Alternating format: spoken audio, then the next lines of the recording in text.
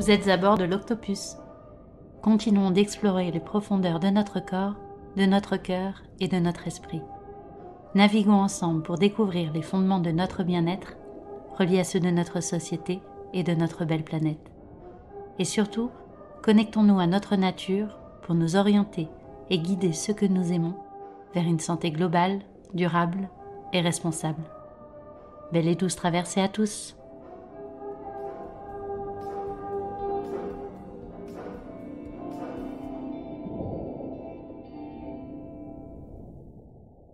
Alors bonjour Marie, je suis ravie de te recevoir aujourd'hui pour que tu nous présentes ton approche de la santé et notamment de comment tu prends soin de ta santé via la naturopathie.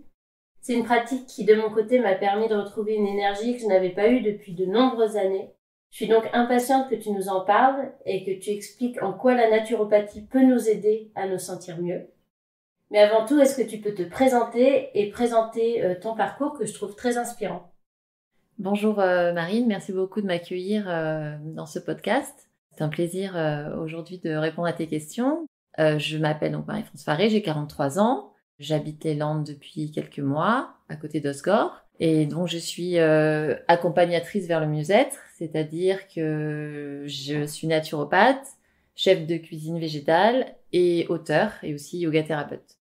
Alors, j'en suis arrivée là suite en fait à un problème de santé dans ma famille. Bon, déjà, moi j'ai travaillé pendant longtemps dans l'industrie pétrolière à Istanbul. Et puis après, j'ai été licenciée, je suis rentrée en France avec mon mari, mes enfants. Et puis voilà, ça a été les premiers questionnements.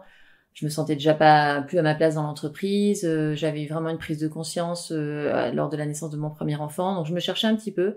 J'essayais de proposer des choses dans l'entreprise pour faire plus de développement durable, etc. Puis bon, j'ai vu que ça prenait pas et finalement, ce licenciement m'a amené à me poser des questions. Et pendant 2 ans, je me suis un peu cherchée. Puis après, ma maman a eu un cancer du sein, ce qui est assez, on va dire, banal malheureusement de nos jours. Sauf que dans ma famille, c'était la quatrième sœur d'une famille de 5 filles. Et le médecin qui la suivait lui a dit, de toute façon, c'est génétique, donc faites très attention parce que votre fille et toutes les cousines vont être elles aussi touchées par un cancer du sein. Donc j'ai rencontré ce médecin, je lui ai demandé ce que je devais faire pour ne pas avoir un cancer du sein, est-ce que je peux me protéger, est-ce qu'il y a des choses à faire. Il m'a dit non, il n'y a rien à faire, il faut juste passer une mammographie tous les ans. Et c'est une réponse qui m'a pas du tout parlé. Et donc, j'ai cherché par moi-même. Je me suis dit, il doit sûrement y avoir un moyen de pas contracter un cancer du sein. Enfin, et voilà, je me suis passionnée pour la question. Et j'ai vu beaucoup de conférences, j'ai lu énormément de livres sur le sujet. Et j'ai rencontré une naturopathe qui s'appelle Irène Grosjean, qui soigne par le cru. Je suis allée faire un stage de cuisine d'alimentation vivante avec elle. Et ça a été la révélation. J'ai découvert le métier naturopathe, parce qu'il faut dire qu'en Turquie, où j'ai vécu 10 ans, il n'y a pas de thérapeute. En fait, c'est vraiment que la médecine et il y a très peu de thérapeutes et voilà, ils ont pas vraiment de statut. Enfin, il y en a peu. Donc j'étais plus du tout. Enfin, je savais pas ce que c'était une naturopathe. À part les ostéos, je connaissais pas beaucoup de thérapeutes. Et j'ai découvert ce métier et ça a englobé vraiment tout ce que j'aimais. C'est-à-dire l'alimentation, la santé, le bien-être. Et j'ai décidé de me former je devais avoir 35 ans, pendant 3 ans. Et ensuite, je me suis spécialisée en alimentation végétale, en cuisine et en yoga thérapie. Voilà mon parcours. Ok. Et tu t'es formée où en naturopathie du coup? Alors en naturopathie, j'ai pas fait une grande école reconnue. J'ai fait le CERFPA qui est à Nice. C'est une école où c'est à moitié en présentiel et moitié cours par correspondance, tout simplement parce que déjà je pouvais pas investir. Enfin l'école, le Sénato qui est le plus connu, est très cher. Et pour moi, le prix était pas justifié par rapport au contenu etc. Et puis j'étais aussi enceinte de mon 3e enfant et voilà, je me voyais pas faire des allers-retours à Paris et je voulais quelque chose de assez commode. Donc j'ai fait le CERFPA à Nice et ensuite j'ai trouvé que bien sûr ça manquait de précision notamment sur l'alimentation végétale et moi un des livres qui m'a vraiment chamboulé que j'ai découvert en même temps qu'Irène Grosjean, ça a été le rapport Campbell. C'est la plus grande étude jamais menée qui fait lien entre les maladies de civilisation, diabète, cancer, cholestérol, AVC et l'alimentation. Et donc, ce docteur propose une formation en ligne à l'université Cornell américaine, qui fait partie des modules que peuvent passer les médecins. Ça compte comme un module dans leur formation. Et donc, j'ai passé cette formation-là. Ça s'appelle Whole Food Plant-Based. nutrition, donc c'est alimentation complète, entière et végétale. Ok. Voilà. Et pourquoi l'alimentation végétale? Quels sont les bienfaits par rapport à d'autres méthodes, par exemple? Enfin, l'alimentation, c'est la chose la plus facile et à mettre en place, à changer. Et aussi, c'est ce qu'on fait 3 à 4 fois par jour. On se nourrit tous, donc on voit très vite les effets quand on change l'alimentation. La plupart des maladies aujourd'hui, il y a toujours une cause psychosomatique, environnementale, mais il y a l'alimentation sur laquelle on peut jouer. Et on sait que il y a des aliments qui sont comme la viande, les produits laitiers qui sont avérés cancérigènes. Donc pour moi, c'est cet appui scientifique parce que lui, c'est un médecin qui, depuis 30 ans, soigne des personnes qui ont des AVC, des cancers, des diabètes, simplement avec l'alimentation, sans aucun complément alimentaire et qui a des résultats et qui a fait énormément d'études. Il a publié, je crois, plus de 300 études scientifiques, ce qui est énorme pour un scientifique, sur le sujet. Donc pour moi, l'alimentation végétale, voilà, c'est quelque chose qui est naturel, qui est minimaliste. On n'a pas besoin d'avoir un laboratoire qui fait des compléments. Non, on va dans la nature, on prend une pomme et puis voilà, on se soigne comme ça. C'est pourquoi ça m'a énormément parlé. Et aussi parce que, en ayant changé d'alimentation, quand j'ai rencontré Irène Grosjean, j'ai mangé cru pendant 6 mois et j'ai vu les effets positifs sur ma santé. C'était incroyable. C'est-à-dire que j'ai eu énormément de vitalité. Je me levais à 5 heures du matin, je pétais la forme, j'arrêtais pas de repeindre la maison. Voilà, j'étais vraiment hyper en forme. Beaucoup de clarté mentale. J'ai vraiment pris des grandes décisions dans ma vie où je me mettais des freins. Et là, d'un seul coup, tous les freins se sont levés. J'ai vraiment eu plein d'idées. Voilà, je sentais qu'il y avait un changement au niveau de la perception, du mental. Et j'ai eu des problèmes de peau pendant longtemps, pendant une 15aine d'années. Je suis allée voir des dermatos très connus. Ils m'ont dit, il n'y a rien à faire, c'est une question d'hormones, preuve à la pluie avec les prises de sang, etc. Et en fait, en changeant d'alimentation, au bout de 3 ou 4 semaines, j'ai eu des effets, et voilà, sans aucun médicament. Et depuis, j'ai plus d'acné sur le visage, depuis que je me nourris bien. Donc, ça prouve que l'alimentation, c'est puissant. Et en naturopathie, est-ce que c'est concentré uniquement sur l'alimentation ou tu as d'autres méthodes que tu apprends, que tu appliques? Donc déjà, la naturopathie, c'est quand même... en fait, on est des coachs en hygiène de vie. L'idée, c'est vraiment d'accompagner... On fait de la médecine préventive. C'est d'accompagner les gens en respectant leur mode de vie. Et on leur propose d'avoir la meilleure hygiène de vie possible. Donc la santé, elle repose pas que sur l'alimentation. Il y a aussi le sommeil, la non-alimentation, j'allais dire, le fait de faire des jeûnes, des monodiètes. Il y a aussi les relations avec les autres, comment on est dans sa vie, parce que si on mange bio et qu'on se nourrit de vivant et qu'on est sans arrêt en train de d'avoir des discussions, avec des disputes avec son conjoint, ça peut amener des troubles. Donc voilà, il y a plusieurs piliers dans la santé et l'activité physique aussi, la respiration. Après, les naturopathes, il y a plusieurs courants. Il y a des courants qui vont vous dire de manger gras et salé le matin au petit-déj. Il y en a d'autres qui vont vous dire de manger vivant. Moi, j'ai une approche hygiéniste dans le sens où voilà, je crois à l'intelligence du corps. Le corps est capable de s'auto-guérir et après, il faut lui en donner les moyens. Par rapport à ça, moi, je vais avoir plusieurs outils. L'alimentation s'en est un. Après, pour tout ce qui est question de stress, de sommeil, ça va être plutôt le yoga.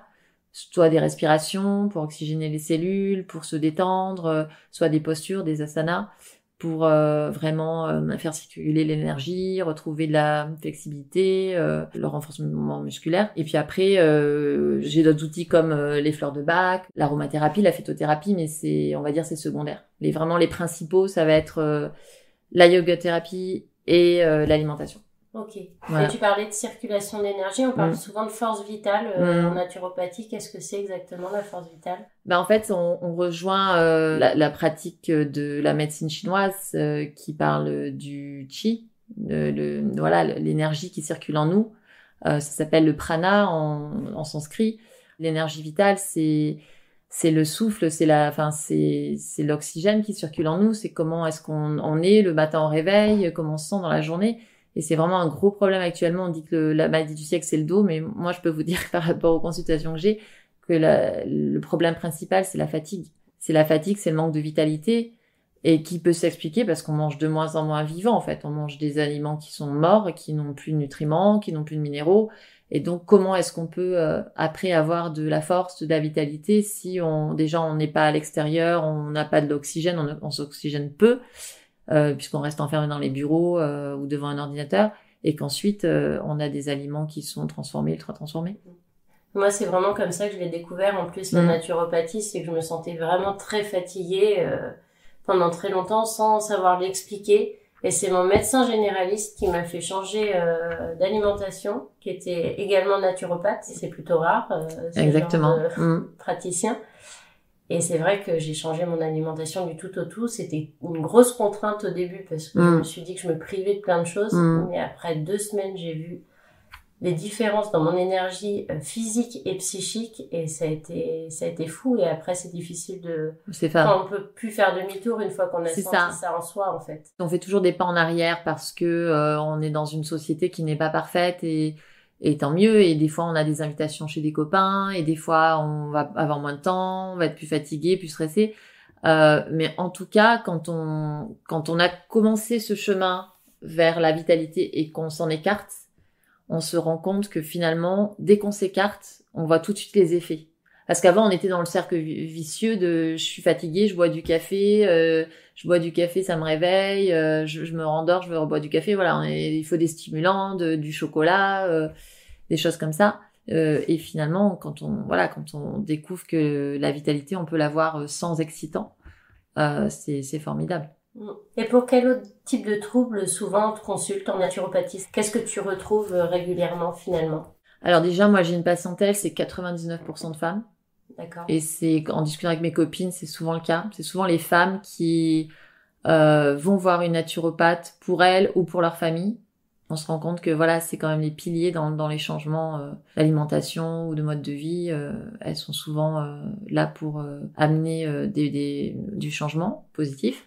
Ensuite, beaucoup de problèmes digestifs, ballonnement, aigreur, mal aux intestins, constipation, beaucoup, parce que voilà, on se nourrit plus, on n'a plus de fibres, plus d'enzymes dans la nourriture.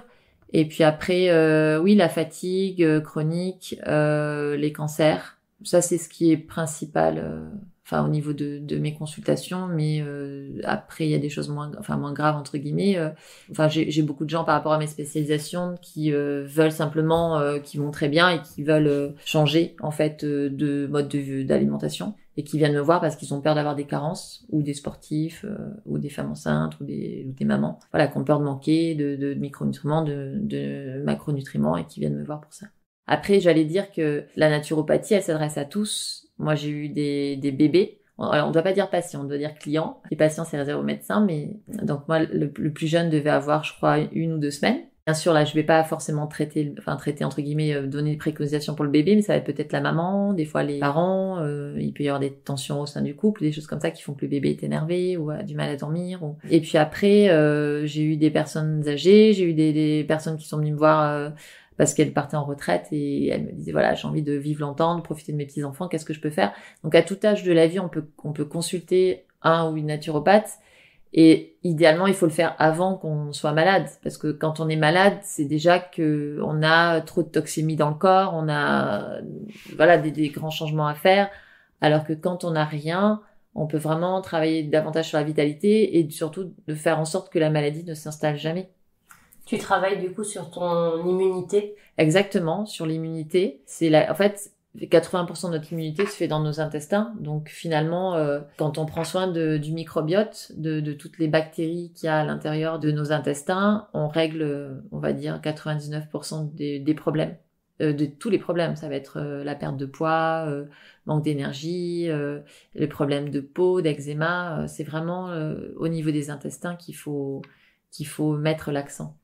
Ok. Et par rapport à cette immunité aujourd'hui, quelle est ton interprétation en tant que naturopathe de notre immunité face au Covid, par exemple? Alors déjà, c'est vrai que le Covid, en fait, c'est quelque chose de très anxiogène. On en parle comme on en fait des montagnes. Il y a des gens qui en sont morts et c'est triste, mais il y a aussi beaucoup de personnes qui ont été contrôlées positives et qui n'ont absolument aucun signe. Et c'est le cas, je crois, de 98% des personnes qui contractent le Covid, qui n'ont pas d'effets secondaires ou voilà, qui sont juste positifs, c'est tout. Donc en fait, si on a une bonne immunité, c'est-à-dire un bon système immunitaire de défense qui est capable de se défendre face au virus, il n'y a aucun souci à se faire. On va juste le contracter, à la limite on va peut-être faire un peu de fièvre, mais c'est tout. On va pas finir à l'hôpital avec des problèmes respiratoires. Et on voit que les gens, de toute façon, qui ont vraiment des gros soucis, qui finissent à l'hôpital, ce sont des gens qui ont plusieurs pathologies, on va dire du diabète, problèmes d'obésité, etc. Donc déjà ils ont une baisse d'immunité, ils ont un problème au niveau de leur système immunitaire. Plutôt que de dire portez des masques, lavez-vous les mains, on devrait apprendre aux gens à prendre soin de leur immunité. Enfin, l'immunité n'a jamais été abordée dans les médias. On aurait dû faire, je pense que ça devrait être du domaine public, on devrait faire des cours, on devrait en parler aux infos, on devrait donner les clés aux gens pour prendre soin de leur santé, de leur immunité. Ce sont des choses tellement simples et basiques, mais finalement, on s'éloigne de tout ça. Est-ce que c'est pas ça aussi un peu le rôle du naturopathe, d'éduquer vers la santé finalement et de développer son autonomie pour comprendre comment se prémunir, se préserver naturellement? C'est exactement ça en fait. Une naturopathe ou un naturopathe, on devrait le voir 2-3 fois maximum. C'est vraiment l'idée, c'est d'éduquer et de vous donner les clés pour pouvoir ensuite vous soigner naturellement. Et comprendre aussi la maladie, quel est son rôle, parce que si demain quelqu'un a un cancer, eh bien s'il le voit positivement en se disant bon, là il y a des choses que je dois changer dans ma vie, et après il les change, il va mieux et sa vie a complètement changé, mais dans le positif, il a pris des décisions qu'il aurait peut-être pas prises avant. Oui, notre rôle c'est vraiment d'éduquer à la santé. Après, ça va à l'encontre de ce qui se dit dans les facultés de médecine, malheureusement, parce que Hippocrate, qui est le père de la médecine actuelle, disait que ton aliment soit ton médicament. Et maintenant, les médecins, il faut savoir que sur 7 ans d'études, ils font une demi-journée sur la nutrition. Donc on a complètement laissé ça de côté, et quand on va voir un médecin, souvent on s'occupe des signaux, ce qui peut être utile bien sûr si on a mal de tête ou quelque chose qui nous pose problème dans notre vie tous les jours, d'arrêter ça, mais il faut comprendre la cause de la cause de la cause de la cause. Pourquoi est-ce que j'ai un mal de tête? Pourquoi est-ce que j'ai des mycoses tous les mois? Pourquoi est-ce que j'ai ci, j'ai ça? Et une fois qu'on a compris ça, en fait on peut agir, on devient acteur de sa santé. Alors que si on prend juste des pilules tous les mois ou un paracétamol quand on a mal à la tête, en fait, on subit notre santé, mais on n'est pas acteur de sa guérison. Donc ça peut être ça qui peut faire la différence entre médecine générale finalement et naturopathie, c'est qu'un médecin généraliste va s'occuper du symptôme, ce qui est absolument nécessaire, notamment dans des cas d'urgence, etc. Mais un naturopathe va essayer de comprendre d'où vient ce symptôme, pourquoi il est apparu et comment le traiter finalement durablement. Oui. C'est exactement ça. Un médecin déjà fait un diagnostic, nous on n'en fait pas. En naturopathie, on n'est pas des médecins, nous, on fait juste des bilans de santé. Et après, un médecin, voilà, va éteindre les signaux. Il devrait normalement être là dans l'urgence. Et lui, c'est comme si on prend le schéma d'un arbre, il va s'occuper des branches, des feuilles, et nous on va s'occuper des racines. Donc, idéalement, il faudrait qu'on travaille main dans la main, qu'on fasse de la médecine intégrative. Ça se fait dans certaines régions, dans certains pays. C'est-à-dire que voilà, quelqu'un qui va voir un médecin de façon chronique, je sais pas, imaginons un enfant qui a des otites, qui en fait 4-5 dans l'année, bon, il a mal, il y a de l'inflammation, il va voir le médecin qui lui donne un traitement, et à côté de ça, il est suivi par un naturopathe qui va expliquer aux parents ce qu'il faut manger, ce qu'il faut pas manger pour pas créer des otites à répétition. On va pas remplacer un médecin, on va jamais dire aux gens arrêtez ce traitement. Enfin, si un naturopathe ou n'importe quel thérapeute vous dit arrêtez ce traitement, c'est très grave. Il faut vraiment pas interagir avec les décisions des médecins, etc. Mais on devrait travailler parallèlement. Et notamment dans le cas des cancers, si quelqu'un suit de la chimiothérapie, tout un protocole, s'il va voir un naturopathe, il peut en parallèle avoir aussi des outils, on va dire, pour mieux vivre sa chimiothérapie, que les produits chimiques qu'il prend aient plus d'effet, qu'il puisse avoir plus de vitalité, un meilleur système immunitaire, parce qu'on sait que souvent la chimiothérapie, ça vous fait baisser le système immunitaire. Donc voilà, on devrait travailler main dans la main et parallèlement. Est-ce que toi, ça t'est déjà arrivé de travailler en partenariat avec un médecin généraliste, ou ça a été plutôt rare? Non, ça m'est pas arrivé. J'ai pas rencontré des personnes aussi ouvertes, parce qu'un médecin qui va justement se former à la naturopathie ou envoyer des personnes chez un naturopathe, c'est quelqu'un qui doit quand même être assez ouvert et peut-être remettre en question un petit peu ses études et tout ce qu'il a appris. Ça demande grande ouverture d'esprit. Après, par contre, j'ai travaillé dans de nombreux stages de yoga et détox comme naturopathe et cuisinière, et on a accueilli beaucoup de médecins qui, voilà, se posaient des questions, qui avaient besoin d'avoir d'autres outils, de comprendre, et donc là, on a beaucoup discuté, et voilà, ils étaient ouverts à d'autres choses et à tester d'abord sur eux-mêmes. Et ça, j'en ai eu des urgentistes, des médecins, des gastro-entérologues, j'en ai eu pas mal, ouais. Oui, c'est complètement complémentaire. Les deux Exactement. se nourrissent. Exactement. Ok. Et tu parlais de cancer tout à l'heure. On entend parler de plus en plus d'épigénétique. Est-ce que tu peux nous expliquer ce que c'est? Alors, l'épigénétique, en fait, c'est l'étude des gènes, enfin l'expression des gènes. Ça fait une dizaine d'années qu'on s'intéresse à l'épigénétique. Et c'est très important parce que on se rend compte, scientifiquement, ça a été prouvé, que ce n'est pas parce qu'on est porteur d'un gène qui va s'exprimer. Donc, si un gène s'exprime, c'est aussi selon le mode de vie que l'on a, nos habitudes de vie. Donc, ça va être la pratique d'une activité sportive, son alimentation, le sommeil. Et à tout moment, à toute heure, on peut agir sur l'expression de nos gènes. Par rapport à mon cas personnel, si le cancer avait été génétique, ce qui n'est pas le cas, finalement, on a fait des études, ça a duré 1 an et les médecins ont dit que c'était pas génétique, mais qui pensaient que c'était un gène non identifié, donc c'est quand même très anxiogène ce qu'ils nous ont dit. Mais en tout cas, ma maman et ses 3 sœurs, qui ont toutes eu un cancer du sein, on se rend compte finalement qu'elles avaient déjà eu le même parcours de vie, la même maman, le même rapport, parce qu'il y a toujours une part de psychologie, donc il y a un rapport avec la maman qui est important, l'histoire avec la maman. Et il y a aussi le mode de vie, elles se nourrissent exactement pareil, elles reproduisent les mêmes schémas que les parents, elles mangeaient des quiches, des produits laitiers à tous les repas, et elles refont les recettes de leur grand-mère, etc. Donc forcément, elles vont développer les mêmes maladies. Et souvent, moi, quand j'ai des gens en consultation, ils me disent « Ah ben, j'ai des problèmes veineux, comme ma maman, c'est génétique. » Non, c'est juste que vous avez le même comportement et les mêmes habitudes que vos parents, vos grands-parents, et donc vous allez avoir les mêmes maladies. Mais à partir du moment où on casse, on va dire, ce schéma, où on sort de ce schéma, on se nourrit différemment, on entreprend sa vie différemment, on peut tout à fait échapper à certaines maladies. D'où l'importance de comprendre la cause de ce qui crée nos symptômes finalement. Tout à fait. Et de se dire qu'en matière de santé, on est nous-mêmes responsables de notre santé en fait. On peut à tout moment agir et il faut pas toujours mettre la cause de nos maladies sur le dos de quelqu'un d'autre ou de l'environnement ou de ci ou de ça. Il y a toujours une part de notre responsabilité, de des choses qu'on peut changer et sur lesquelles on peut agir. Oui, puis là, tu parles de la sphère corporelle, mais qui interagit aussi avec la sphère tout à fait. émotionnelle et mentale que tu peux traiter avec d'autres thérapies. Exactement. Ou via le yoga aussi, j'imagine que toi, tu enseignes en plus. Oui, parce qu'en fait, la naturopathie, c'est une médecine holistique, c'est-à-dire voilà qu'on prend pas juste, on dit pas il y a juste un corps et c'est tout. On sait que l'homme vit en interaction avec la nature, qu'il a un corps, un esprit, le mental, que notre deuxième cerveau se situe au niveau de nos intestins et quand on a des émotions fortes, ça passe aussi par là. On peut être contrarié et avoir des problèmes digestifs, alors que voilà, c'est dans la tête que ça se passe. Donc c'est important d'accompagner les personnes qui viennent nous voir sur le global, on va dire. Et c'est ce que dit aussi la médecine ayurvédique, qui est beaucoup plus ancienne que la naturopathie, qui a plus de 5000 ans, la médecine indienne.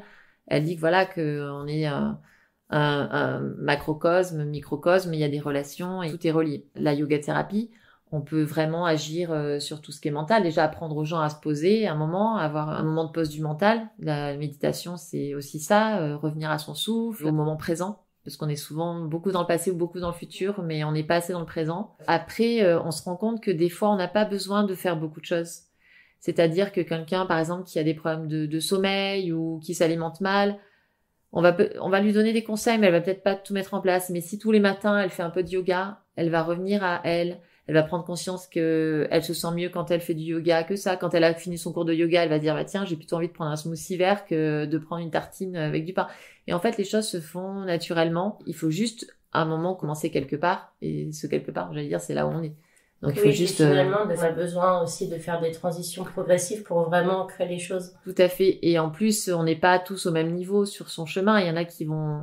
Enfin, c'est déjà rare que les gens changent tout du jour au lendemain. Moi, ça m'est arrivé parce que, En fait, j'étais enceinte quand ma maman a eu son cancer du sein et j'avais déjà 2 garçons. En fait, je voulais pas savoir le sexe du bébé, mais je me suis dit, si c'est une fille, en fait, elle va naître et je vais la verrai peut-être pas grandir si je développe un cancer du sein. Et en plus, elle aura le gène du cancer du sein et donc elle va peut-être elle-même mourir et je la mets au monde en sachant que, bon, même si tout le monde est destiné à mourir, qu'elle va peut-être mourir jeune, dans des souffrances, etc. Voilà, moi, à partir du moment où j'ai lu le rapport Campbell, où je suis allée à ce stage, du jour au lendemain, j'ai vraiment tout changé. J'ai arrêté de manger de la viande, des produits laitiers, du poisson, enfin, et ça n'avait pas été difficile. Mais il y a des personnes, voilà, qui vont être plus ancrées dans les habitudes, qui vont peut-être aussi être bien et qui n'ont pas forcément la maladie comme une épée de Damoclès sur la tête, et donc ils vont y aller à leur rythme. Et je pense c'est pas forcément même de commencer, mais c'est de prendre conscience, de se dire est-ce que je peux remettre en question les choses. En fait, c'est ça, c'est devenir autonome, c'est aussi revenir sur tout ce qu'on nous a appris. Est-ce que le calcium des produits laitiers c'est vraiment bon pour la santé? Est-ce que il y a que dans la viande que je peux trouver du fer et des protéines? Est-ce que voilà, essayer de sortir un petit peu du côté médiatique de tout ce qu'on trouve sur Google, etc. et de lire des témoignages de personnes qui ont vaincu la maladie ou des grandes pointes scientifiques qui sont pas liées à des laboratoires, des personnes qui sont libres et qui ont fait beaucoup d'études scientifiques, pas pour vous faire acheter des médicaments ou des compléments alimentaires, mais juste vraiment pour vous aider à être mieux avec des outils minimalistes. Et puis aussi, j'imagine, de se reconnecter à son corps, de ses sensations, à son intuition, chose à laquelle on n'est plus forcément habitué. Tout à fait. Donc après, c'est comme je disais, des fois, il y en a qui vont commencer, qui vont même pas aller voir une naturopathe, qui vont juste aller à un cours de yoga. Et le fait de se poser sur un tapis, de revenir à son corps, à ses sensations, tiens, j'ai mal là, tiens, je suis tendue ici, tiens, quand je sors du cours de yoga, ça va mieux, quand je respire, j'ai une plus jolie peau. Ça va les amener vers des changements alimentaires. Et il y en a d'autres, c'est les changements alimentaires qui vont les amener vers des pratiques d'activité physique ou de la philosophie. Chacun commence à un niveau. L'important, c'est vraiment je pense, de rester ouvert et curieux. Surtout d'être curieux parce que ça demande aussi des fois du courage de remettre en cause certaines choses qu'on a appris et qu'on a prises. Et il faut simplement voilà rester curieux, ouvert. Et après, chacun, je pense, commencera là où il doit commencer finalement. Je dis pas que tout est écrit, mais voilà, chacun son histoire. Et est-ce qu'il y a des situations que tu ne prends pas du tout en charge? Quelles sont les limites de la naturopathie pour toi? Est-ce qu'il y a certaines limites que tu identifies dans ton accompagnement? Alors déjà, tous les cas graves, hein, si quelqu'un, je sais pas, m'appelle et me dit je me suis cassé une jambe, est-ce que vous pouvez soigner ma fracture, ou j'ai perdu un bras, ou j'ai une hémorragie, bien sûr, je vais pas le prendre en consultation. Il y a des personnes aussi qui ont besoin d'un suivi psychologique, donc je vais les envoyer vers des personnes. Il y en a qui ont des blocages vraiment au niveau, on va dire, mécanique. Là, ça va être plutôt un ostéopathe. Moi, je travaille beaucoup en fait avec d'autres praticiens parce que bien sûr, je suis limitée avec mes outils. Et tant mieux, hein, je veux dire, il faut aussi voir d'autres pratiques, d'autres choses. Je suis pas là pour guérir. En fait, moi, j'ai on va dire, des objectifs de moyens, mais pas de résultats, parce que la personne après, elle est maître de sa santé. Je sais pas si elle va bien suivre mes préconisations, comment elle va les vivre. Qu'est-ce qui va se passer une fois qu'elle sera revenue chez elle? Est-ce qu'elle va mettre en place ou pas mes conseils? Et est-ce que ça va marcher aussi sur elle? Parce qu'il y en a qui sont hermétiques, il y en a à qui ça va pas convenir, et il faudra peut-être trouver un autre praticien. Donc, en aucun cas, en tout cas, on remplace un médecin. Ouais, donc un bon naturopathe doit savoir aussi rediriger et ne pas avoir la prétention, entre guillemets, bien sûr. de tout bien savoir. Sûr. Ça me rappelle une fois une dame qui m'appelle et qui me demande bonjour, j'ai appris que vous vendez des pilules contre le cancer. Est-ce que vous pouvez m'en vendre? Alors, je lui dis, excusez-moi, mais déjà, qui vous a dit qu'il existait des pilules contre le cancer? Si on vous a dit ça, c'est un mensonge. Et ensuite, un naturopathe ne peut pas vendre. Nous, on fait de l'accompagnement, ça demande des changements. Il n'y a pas de pilules qui miracle. Il n'y a pas d'aliments miracle. En tout cas, la première chose quand quelqu'un m'appelle, je lui demande pourquoi est-ce qu'il m'appelle. Donc, je sais la cause. Et ça m'est arrivé carrément de refuser des rendez-vous parce que je savais que je n'allais pas pouvoir les aider et qu'il fallait quelqu'un d'autre.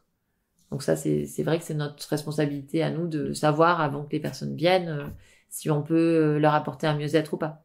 Et puis quand on choisit son naturopathe, j'imagine qu'il y a une question relationnelle aussi. Il faut avoir un feeling, j'imagine, pour toi, il faut sentir aussi le patient, et inversement, Tout à fait. Après, moi, je me suis rendu compte que dans mes consultations, c'est 90% d'écoute. Je crois que malheureusement, le système de santé actuellement en France fait que les médecins ont vraiment énormément de rendez-vous. Ils peuvent plus avoir un temps qualitatif avec leurs patients. Et c'est pas de leur faute, hein, c'est le système. Je suis pas en train de les critiquer, c'est juste le système qui fait comme ça. Il y a de plus en plus de gens malades, il y a de plus en plus de gens qui ont des cancers, voilà. Enfin, les personnes, ils ont vraiment besoin d'une écoute, d'empathie. Et déjà, le fait rien que de laisser aller la parole, les personnes qui viennent me voir, je sens que ça leur fait beaucoup de bien. Juste de parler, de poser ce qu'ils ont à poser, voilà, avec sans jugement. Déjà, ça leur fait du bien. Ouais. Après, on peut pas plaire à tout le monde, donc on a aussi tous des approches différentes. Il y en a qui vont pas aimer mon approche, il y en a qui vont être très sensibles. Donc, pour trouver un bon naturopathe, il faut peut-être demander à droite à gauche qu'est-ce qu'il a comme outil, comment est-ce qu'il travaille, voilà. Est-ce qu'il y a des certifications, des choses comme ça, vérifiées pour choisir un naturopathe? Normalement, en tant que naturopathe, on doit avoir un certificat de naturopathe. Pour l'instant, c'est quand même assez flou dans le sens où il y a plusieurs écoles qui sont homologuées parce que voilà, elles ont un programme particulier. Mais il y a quand même, je crois, des programmes qui sont 100% en ligne. Voilà, il y a toujours des bonnes et des mauvaises écoles, des bons et des mauvais praticiens. Et personne m'a jamais demandé mon diplôme. En fait, c'est vrai, je l'avais affiché dans mon cabinet, mais je me rends compte que ça dépend où on est. Il y a des personnes qui sont plus sensibles et qui vont aller voir, voilà, tel naturopathe qui a fait telle école et d'autres non. Donc il faut quand même vérifier qu'il ait une certification. Et puis après, je pense que on n'a pas la science infuse. Enfin, la vérité, on dit que c'est un miroir qui s'est cassé en plusieurs morceaux et chacun a un bout de ce miroir cassé et pense détenir la vérité. Moi, je crois en mes outils. Voilà, je les ai testés sur moi, sur ma famille. Mais ce n'est en aucun cas la vérité. Je veux dire, moi, j'apporte des conseils, des solutions, mais il y a peut-être d'autres solutions qui seront meilleures, qui seront, je sais pas, plus adaptées. Donc, je pense qu'il faut toujours essayer de remettre en cause tout ce qu'on vous dit dans les consultations et tester déjà par vous-même. Moi, c'est toujours ce que je dis, c'est ressentez. Parce que des fois, on me dit, la santé, enfin, l'alimentation vivante, c'est n'importe quoi. Ok, est-ce que tu as déjà testé sur toi-même? Teste, vois pendant une semaine, nourris-toi de vivant et vois comment tu es. Et le ressenti, c'est très important. Est-ce que tu te sens mieux si on te préconise de manger du saucisson le matin avec du pain? Est-ce que tu te sens bien dans la journée ou est-ce que tu as des coups de fatigue? Comment tu te sens après un repas de fruits? Voilà, c'est le ressenti qui est très important. Donc finalement, c'est aussi faire poser les bonnes questions en tant que naturopathe aux gens. Tout à fait. Nous, on s'adapte à leur mode de vie, hein, parce que quelqu'un qui est amené à se déplacer pour son travail, qui mange dans les restaurants, il va pas avoir les mêmes préconisations que une personne qui est à la maison ou un étudiant qui a un petit budget réduit pour se nourrir et qui a pas beaucoup de temps parce qu'il prépare sa thèse. Donc, donc c'est un accompagnement très individuel. Voilà, tout à fait. Et trouver l'équilibre pour chaque personne en fonction de ce qu'il vit, de comment il s'alimente, etc. Tout à fait. Ok. Et comment ça se passe une consultation en naturopathie en général? C'est combien de temps, par exemple? Qu'est-ce que tu fais concrètement? Alors, la première consultation, elle dure à peu près 1h30. Ce que je fais, par exemple, dans mes consultations, après, voilà, chaque praticien, j'imagine que c'est pas forcément la même chose, mais je vais poser des questions très basiques, nom, prénom, âge, voilà, savoir si la personne a des enfants ou pas, si elle est mariée ou pas. Et ensuite, je vais regarder les yeux. Donc, les yeux, ça va me donner des informations sur le terrain. Je vais voir si la personne a des carences, si elle a eu des chocs traumatiques dans sa vie, si elle a des faiblesses au niveau des organes et aussi au niveau génétique, ce qu'elle a comme terrain, sachant bien sûr que rien n'est figé. Donc, et c'est surtout le passé. Je fais pas de diagnostic. Je vais dire tiens, vous êtes cassé la jambe, etc. Ouais, je peux voir pas mal de choses dans les yeux. Et donc, par rapport aux réponses, ensuite, je vais mener mon anamnèse, donc un ensemble de questions pour étudier chaque sphère, la sphère digestive, urogénitale, etc. pour savoir là où il y a des faiblesses et les points sur lesquels on va travailler. Donc le fait de poser des questions sur voilà comment est-ce que vous digérez, est-ce que vous avez des ballonnements, est-ce que vous avez mauvaise haleine au réveil, enfin ça va être vraiment plein de questions comme ça, des questions sur aussi sur le mode de vie, qui fait les courses, comment vous cuisinez, est-ce que vous faites du sport, est-ce que vous faites du sport en plein air ou pas. On aura déjà une idée de la personne, son mode de vie, et ensuite à la fin de la consultation, donc qui dure 1h30 à peu près, je vais lui donner des conseils personnalisés, sachant que voilà, il y aura des priorités, on peut pas tout gérer si la personne a vraiment beaucoup de problèmes à régler. Donc, on va peut-être focaliser sur 3 points essentiels qui sont pour elle le plus important. Et voilà, par exemple, je sais pas, une personne qui a des migraines à répétition, mais qui à côté de ça a 2-3 boutons sur le visage, on va peut-être d'abord s'occuper de la migraine, qui est souvent d'ailleurs liée au foie et à la peau, et ensuite aux boutons sur le visage. Ça va peut-être régler en tout, mais en tout cas, on va d'abord regarder les migraines parce que c'est ce qui la dérange le plus. Si ce n'est pas très grave, c'est juste pour avoir une meilleure hygiène de vie, un rendez-vous suffit. Si vraiment il y a énormément de choses à gérer, ça va être une 2e consultation, voire une 3e. Mais c'est vraiment rare, la 3e. Voilà. Ok. Et je sais, donc tu es naturopathe, prof de yoga, mais tu as aussi d'autres casquettes qui permettent d'accompagner des gens vers le mieux-être. Notamment, tu es auteur de différents livres. Est-ce que tu peux nous en parler un petit peu? Oui, alors j'ai tenu pendant longtemps un blog où je parlais un petit peu de tout ce qui était santé naturelle, le développement durable, l'écologie. Et un jour, j'ai été contactée par un éditeur parce que j'avais en fait une recette de lessive maison qui était très bien placée, très bien référencée sur Google. Et ils m'ont contactée en me disant, voilà, on aimerait que vous fassiez un livre sur les produits ménagers d'entretien. Et il y en avait déjà quelques-uns sur le marché. Et à ce moment-là, j'aurais dit, écoutez, moi je veux bien, mais j'aimerais faire quelque chose d'un peu différent. Donc maintenant, c'est un peu ma griffe, entre guillemets. C'est-à-dire que je fais des livres de do-it-yourself, donc des choses à faire soi-même. Et à côté de ça, il y a toujours des conseils naturopathiques ou alors des conseils d'autres experts. Donc là, j'en suis à mon 6e livre. J'ai écrit donc le Labo Zéro Conso sur les produits ménagers d'entretien.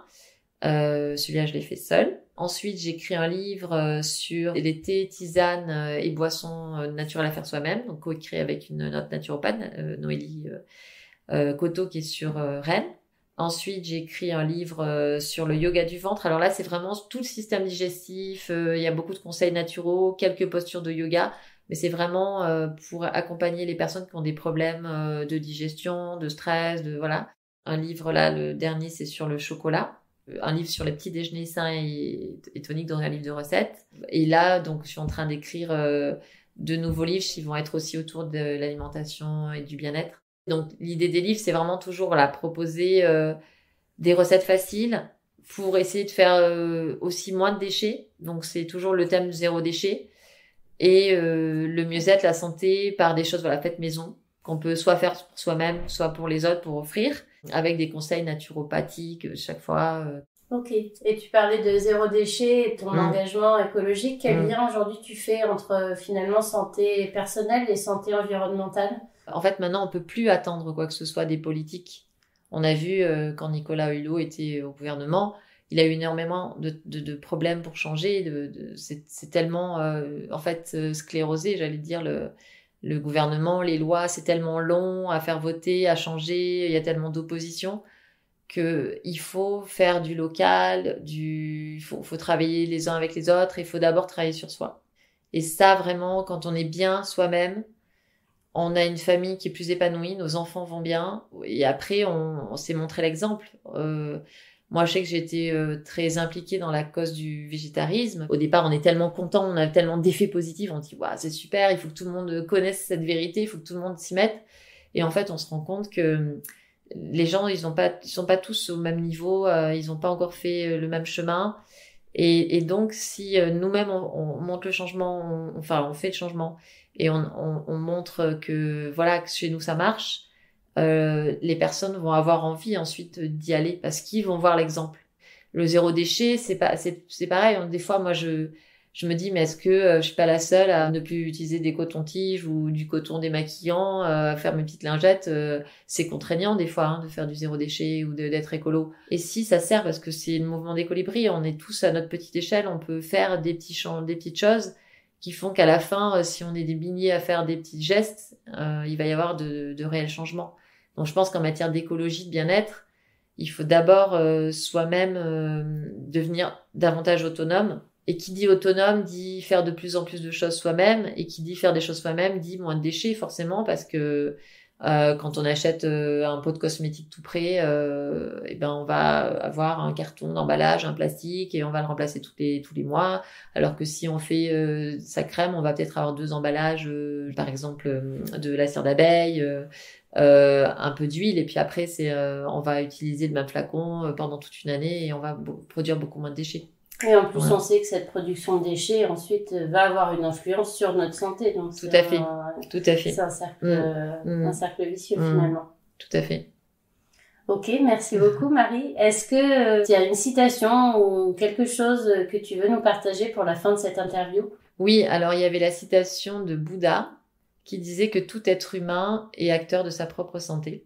Donc, s'il y a des personnes qui nous écoutent et qui ont l'impression que c'est une fatalité, que la maladie leur est entre guillemets tombée dessus, ou voilà, qui sont ébranlés par une mauvaise nouvelle, il faut se dire que tout le temps nos cellules se régénèrent, nos os se régénèrent, notre corps se régénère, et donc il n'est jamais trop tard pour faire des choses dans sa vie pour sa santé, d'être acteur de sa santé. Donc voilà, c'est le message que je voulais faire passer aujourd'hui, avec ou sans un naturopathe, mais en tout cas, il y a plein de thérapeutes, il y a plein d'outils, il y a plein de livres, il y a plein de conférences auxquelles vous pouvez participer, et vous pouvez toujours vous apporter du mieux-être en étant acteur de votre santé. Voilà.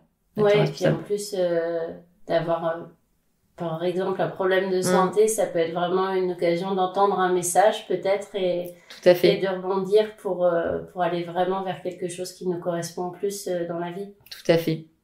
Et après, si je peux rajouter peut-être une lecture inspirante, il y a même deux lectures inspirantes. Il y a le livre donc du docteur Campbell qui s'appelle Le rapport Campbell, donc qui a été traduit de l'anglais de China Study. Et vous avez aussi La nature nous sauvera de François Coupland, qui est le spécialiste des plantes sauvages. Et après, en documentaire, vous avez La santé dans l'assiette, qui en fait est le documentaire issu de l'enquête Campbell. Aussi Game Changers, c'est ça, qui est sur le milieu du sport et l'alimentation végétale, et qui est vraiment hyper intéressant, et qui peut amener les hommes à changer, parce que souvent les sportifs, des fois ils ont un peu de mal à laisser leur steak ou à voir, et donc là ça a amené beaucoup de changements positifs auprès des hommes. Donc voilà, c'est deux reportages, des documentaires que je vous conseille de regarder vivement en famille.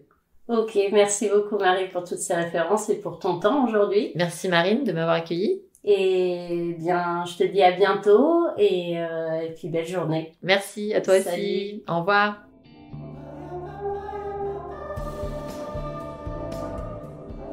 Et c'est ici que nous faisons escale. Retrouvez le résumé des intervenants de cet épisode, ainsi que quelques références pour aller plus loin, sur le compte Instagram ou sur le site internet The Octopush. Si vous avez aimé l'extrait musical de ce générique, je vous invite à écouter l'artiste Brioche, qui prend soin d'apporter douceur et poésie à nos petites ouïes. Et enfin, si votre voyage à bord de l'Octopus a été apprécié, n'hésitez pas à offrir des cœurs sur vos applications préférées. À bientôt!